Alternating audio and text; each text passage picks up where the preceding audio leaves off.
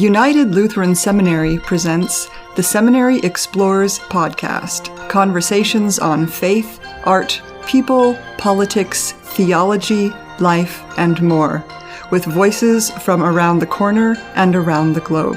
Welcome to the Seminary Explorers. My name is Nelson Strobert, and today my guest is Pastor William Sowers, who is one of two recipients of United Lutheran Seminary's Lifetime Ministry Award. Welcome to the Seminary Explorers, Pastor Sowers. I would like to ask you, first of all, can you share the process of being a physics major in your undergraduate work and then to attend and receive your master's degree in divinity from Gettysburg Seminary? Well, I graduated from Thiel College in 1958, and as you indicated, I had majored in mathematics and physics. I did not have any job in mind when I graduated, but I had the summer before me, the summer that lie before me, to look for a job and try to find out where I was going in my life. I think I had some influences on my life. One of them was as I traveled back and forth from my home to Thiel College, I listened to the radio broadcasts of Dr. Samuel Shoemaker from Pittsburgh, and he was at that time considered one of the 10 best preachers in the United States. And I became very interested in his sermons as I drove back and forth.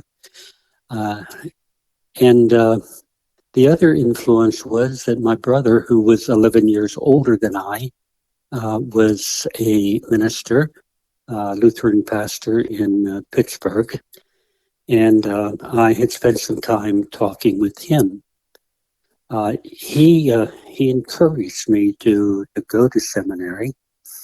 As I thought about it, I thought about my faith. I thought about what things would be like if I went ahead in physics, and what my life would be like if I went to seminary.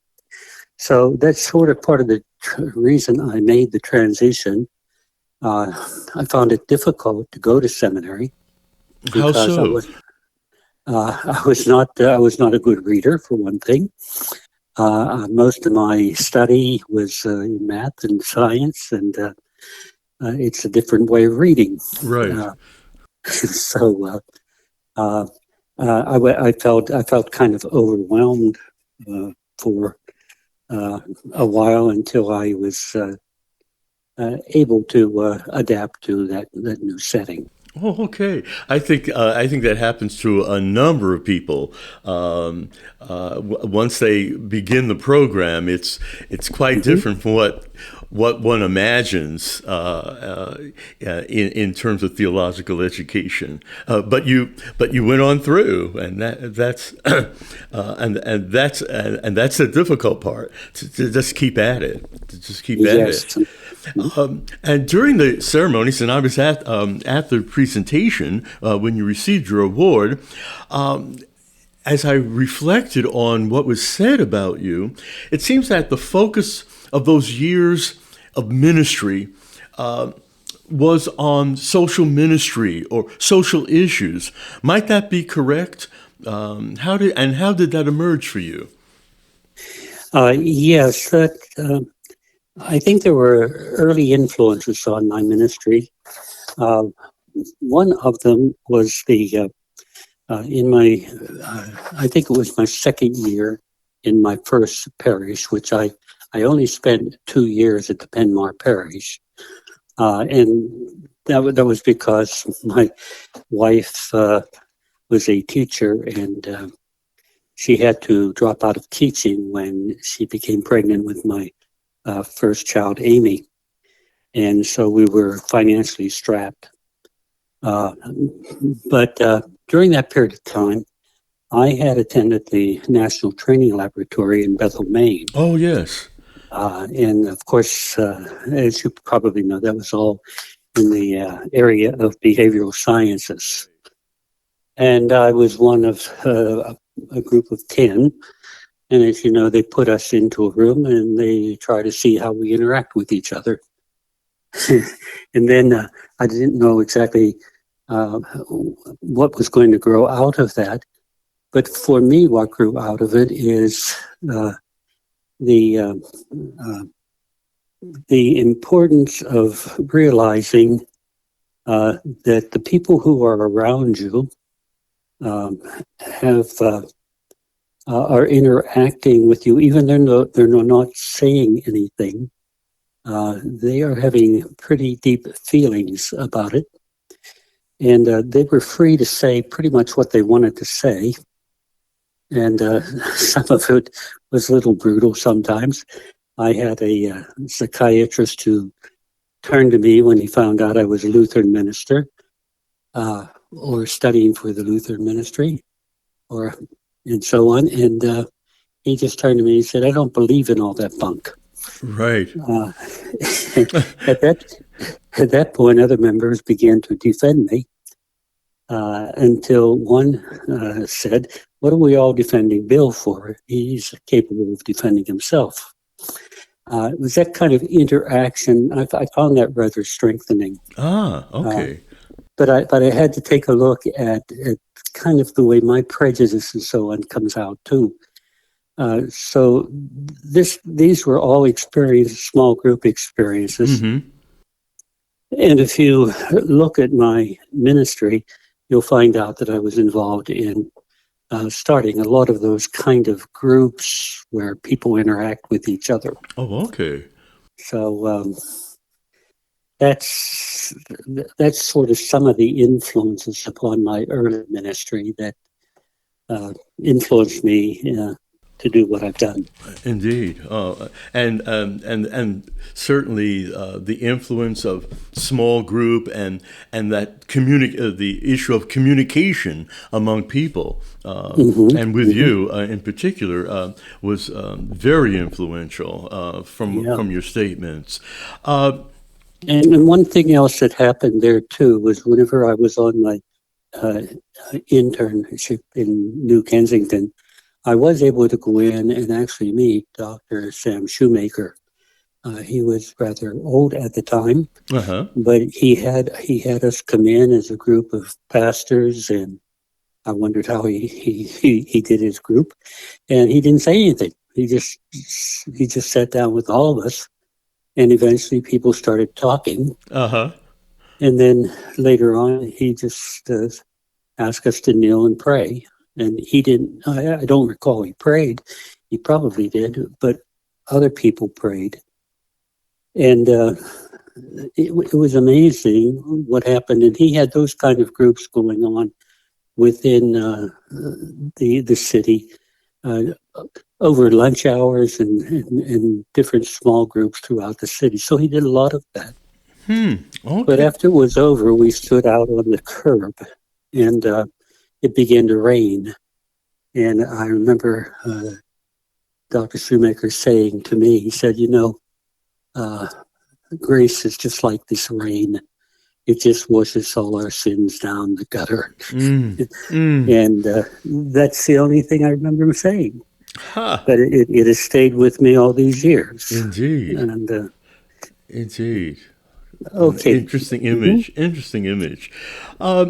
One of the other fascinating things I heard and learned about you was that you were involved in the Crop Walk for Hunger, helping to plan and direct this national event. How did that come about for you?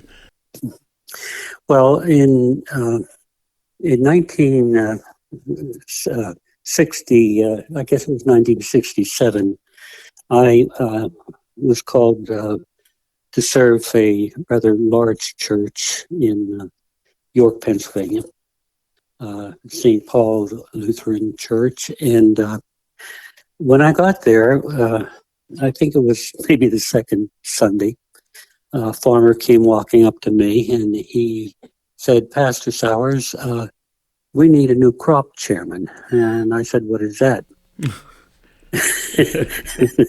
So he told me, he said, well, we have these two farms, Faith Farm and Hoop Farm.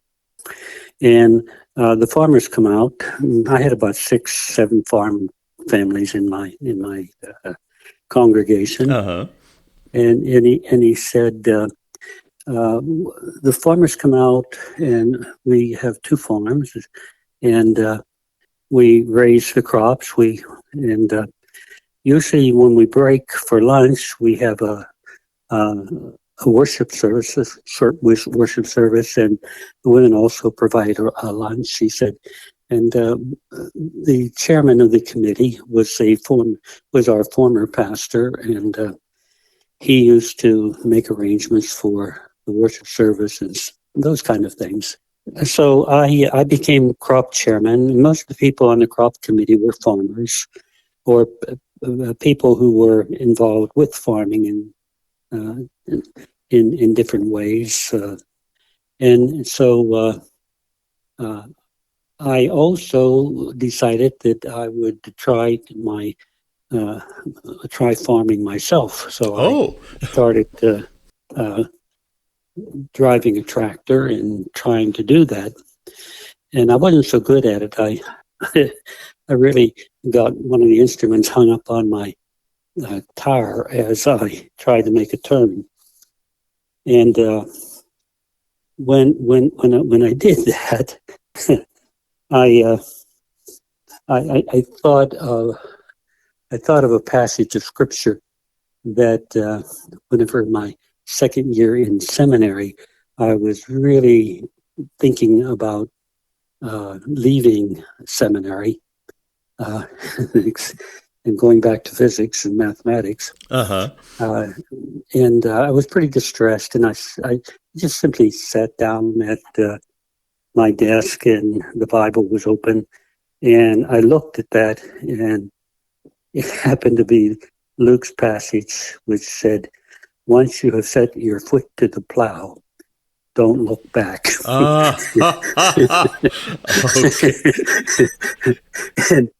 and so that is what reminded me of that at the time. But in any way, I was also informed by Church World Service that I was to plan community canvas appeals throughout the county, which I tried for 2 years, and I just couldn't do that. People did not like to go door to door to collect money, and it was more than I could do. Right. I was serving a congregation, about 1,200 people, very active congregation. I was the only pastor, and we were in the process of building our new church nave. So those were pretty busy times for me. But I did say to, happened to be Roger Burton, who just came on staff as the Mid-Atlantic Crop Director. I did say I would meet with him, and if there was some other way we could, something else we could do, I might consider staying on. If not, he would have to find somebody to take my place. Right. So Roger came. Meanwhile, for that meeting, I wanted to involve young people in whatever we did. So I contacted Margaret Horn from the County Council of Churches, who was head of a youth group there. At the same time, York was going through a lot of difficulty. We had a lot of racial problems. We had...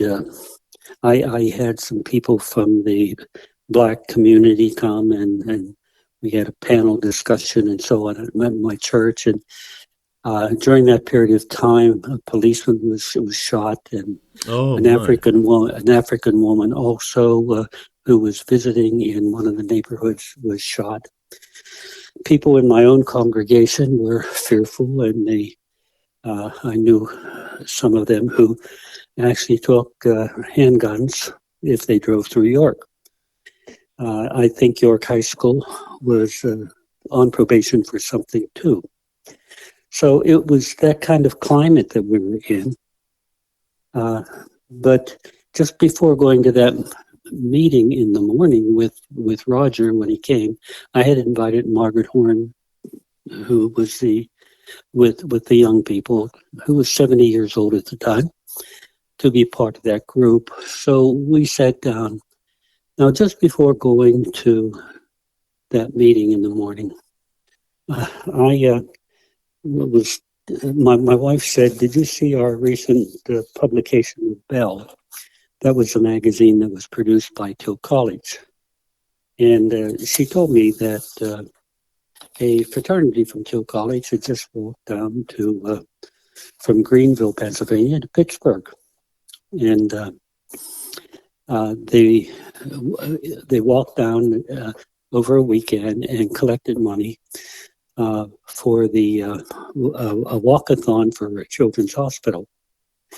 And they, by the way, have continued to do that, and I think are still doing that every year. So I had the kind of walk idea in my mind, and when we got together, was one of the ideas that I suggested. Roger seemed to have some knowledge of that too. When we came to say what the name might be, I know Roger said, we cannot call it a hunger walk. He said, I've heard of someone in Canada, I think he said. But anyway, we decided on the crop walk. Well, I want to make matters short here. A lot of things began to happen to our community. We had a York County Council of Churches. I sent a young teenager to that. We put brochures beside their dinner plates, and she gave a talk. Mm-hmm. And I don't know what she said because I couldn't be there. I had other obligations at that time.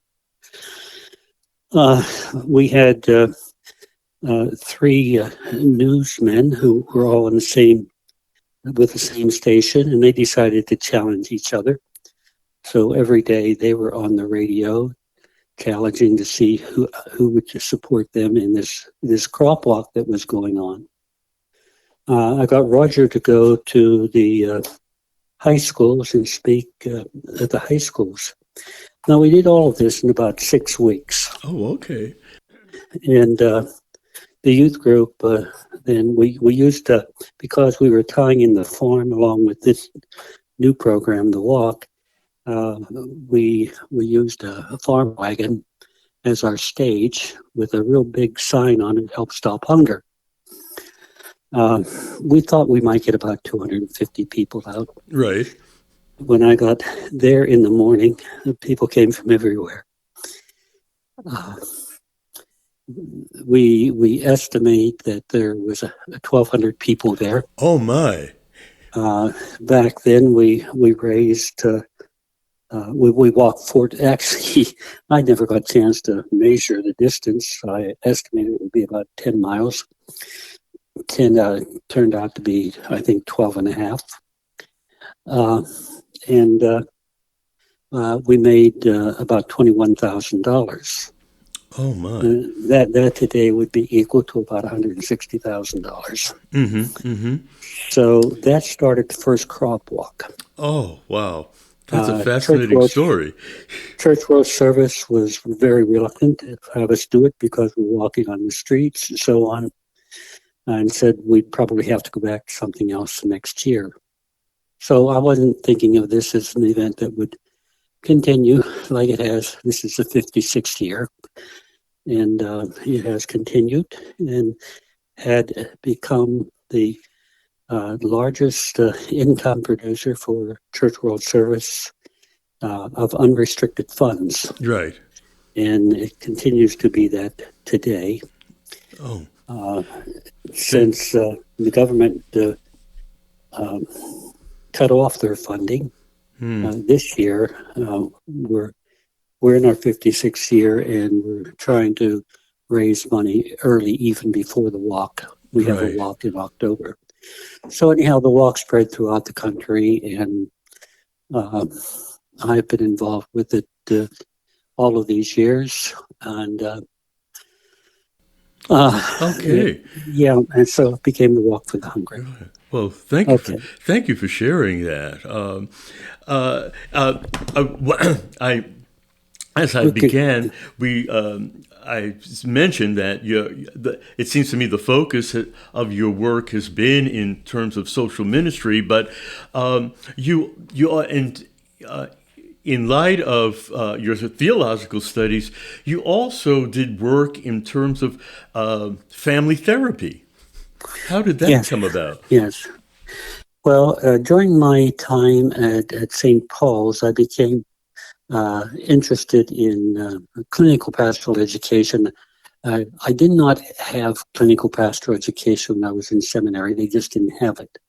And I always felt that that was an area that I wanted to learn more about. But Governor Shapp was the president at the time, or the governor at the time of Pennsylvania. And his wife, Muriel, came down and had some classes on family therapy for us. And I became interested in that.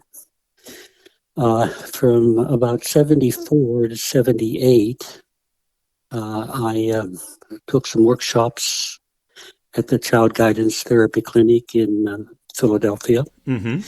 And 2 of those years were called extern years, in which I actually went for an overnight and a full day a week and studied with Dr. Salvador Minuchin.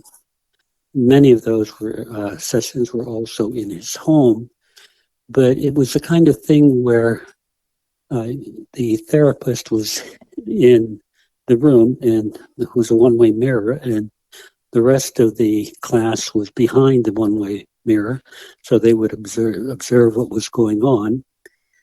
And we might be buzzed to come in and talk with them, or we might just want to stop and go back and say, I'm stuck. Where do I go from here? It was that kind of an environment. But what I liked about it was it looked at the family and the interaction between members of the family and mapping out those interactions in terms of the ones that were pretty much dysfunctional, and not seeing any one person as the identified patient or client, but to see the family as in terms of its interaction and what kinds of things needed to take place within the family in order to help the situation. So that's how I became interested in family therapy. I was not with pastors. I was mainly with social workers, doctors who worked with children, and they were from all over the world. It was a really good experience for me. It qualified me also. In fact, what happened then was Sister Betty Umstead, who was with Tressler Lutheran Services, encouraged me to apply there. Yeah, I saw, and you were there for 17 years? Yes. Now there I had a lot of support groups. Oh, okay. But I did primarily family therapy, and then I would provide leadership. I would not be the leader. I would train leaders for some of these groups, except for parents and friends of gays. One of the things they had asked me to do when I went there was to work with some gay clients. And I got in touch with actually the three people from the New York area, Amy and Dick Ashworth and Jeannie Manford. Jeannie Manford's son was a gay activist at the time. And they started the Gay Pride Walk, and his mother walked in that Gay Pride Walk. And we're going back, I think, to 1968, somewhere around there. And when when they saw his mother walking along with them, kind of hand in hand, other gay people would come up and ask her whether they should talk with their parents. Ah. And she was a school teacher. He had been beaten up a lot in that Stonewall incident. And anyway, I went to visit them to New York to find out about the program they started called Parents of Gays. They actually came down to Harrisburg, one stayed at my home, and Dick and Amy Ashworth did, and helped me to get started. So for 17 years, I provided the leadership for that group. Okay. And it became Parents and Friends of Lesbians and Gays. Okay. That certainly was groundbreaking in those days. Yes. Yeah. Very much so. As you reflect on your life in the parish and your engagement in social issues, what advice or suggestions would you give to any person considering word and sacrament ministry in these times? That's a rather difficult question.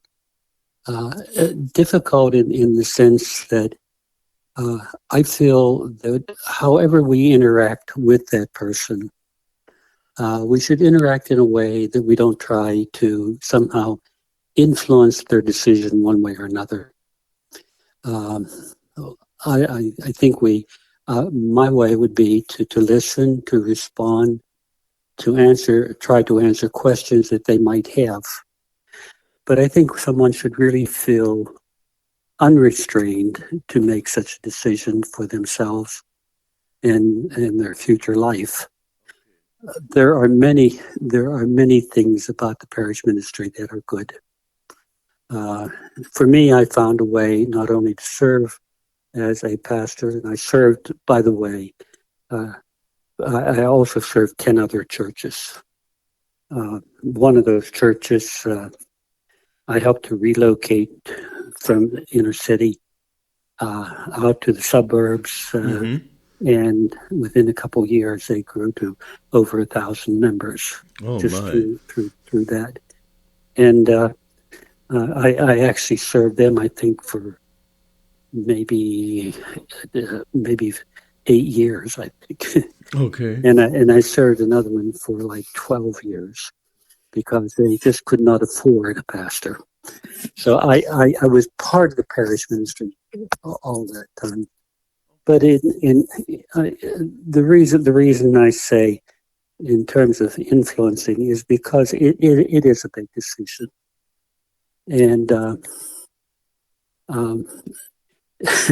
and I guess I say it because I had trouble with that decision in the beginning.